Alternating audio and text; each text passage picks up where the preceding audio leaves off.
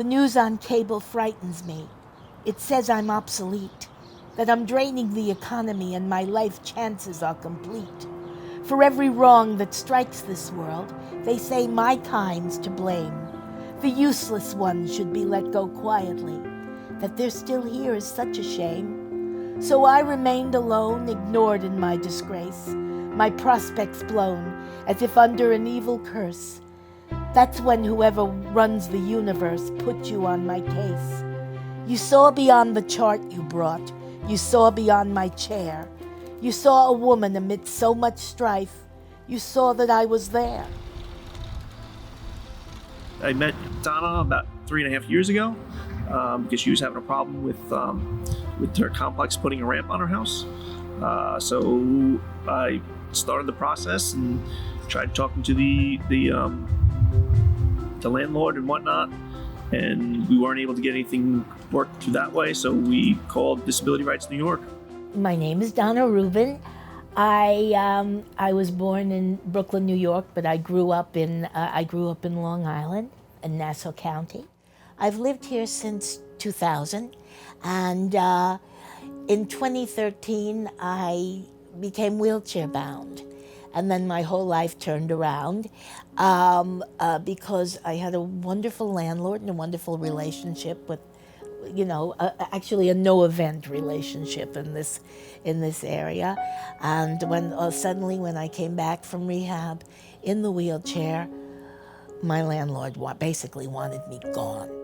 I started working with Donna about 10 years ago in 2009 when she came on this program, and I helped her get onto the program, and it helps people live independently in the community with the supports that they need. It's very individualized, so we helped Donna get assistance with her rent since she was left without her mom and a means to pay her rent. We helped her get some equipment, some services, and we connected her with Silo for Justin, for the advocacy with the ramp, because we had started the process about 5 years ago, and it was very challenging. The landlord would not permission to modify the apartment. So we had got Justin to help us, and we still met challenges. So then he helped and got Jessica with the disability rights to come on, and that was a very long process, but I think we're almost there. We did get the permission from the landlord, and now we're proceeding with getting the bids and doing all the paperwork to get this approved for Donna. I contacted Disability Rights of New York because even though I had my DSS nurse, Michelle Marriott, Gina Boffalino at the time, even though I had Rosemary Scheiber from Family Service League, everybody at Silo, Lissel, a village, nobody could move this landlord. And they just wanted me gone, or just to agree to live as I was without getting out of the house. So we needed to turn to Disability Rights of New York. And we found the incredible Jessica Barlow, who is as stubborn as I am. She will not give up. And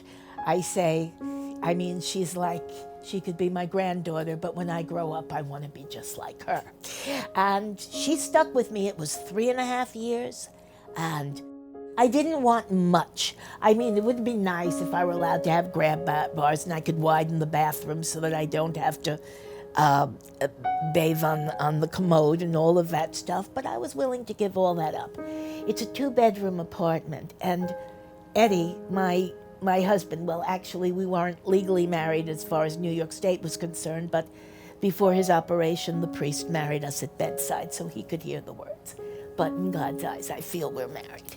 And Eddie was going to come home with all his equipment, so this very spacious apartment that I was grandfathered in, I was desperate to keep for him and for me. Also because there's as much as a 7-year waiting list to get another apartment with a subsidy. So I had to stay here. I had to roll with the punches. I have so much I can give. I have so much I want to do.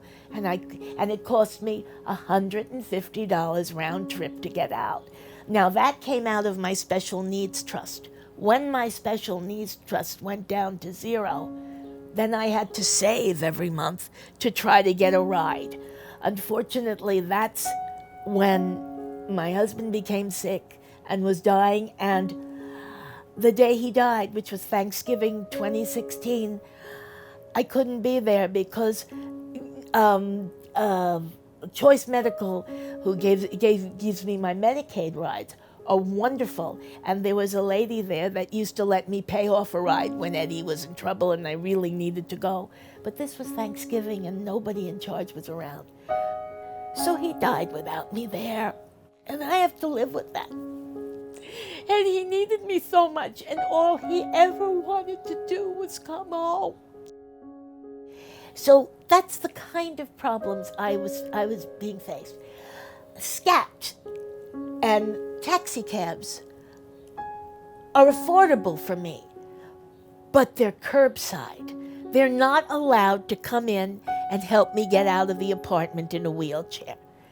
So the only way I could do that was to call a Choice Medical, who are very kind to me, but they're very expensive unless they're doing Medicaid rides, and I can only get a Medicaid ride when I have a doctor's appointment. So basically, since 2013, the only times I ever went out of this house were to see Eddie till I drained about whatever was in my, the full funds in my NYSARC fund, because they would bill it to NYSARC and NYSARC would pay them, and to go to see my doctor. My name is Michelle Graff. I'm a licensed clinical social worker, and I do weekly therapeutic visits with Donna. And we've been working together for almost a year. And I just am so impressed with the way that she handles herself and is a great disability advocate. And I know that this ramp is going to mean so much to her. You know, just being stuck in these four walls all the time can be a little daunting for people. So I just can't wait to see what she's going to accomplish in the future with the ramp.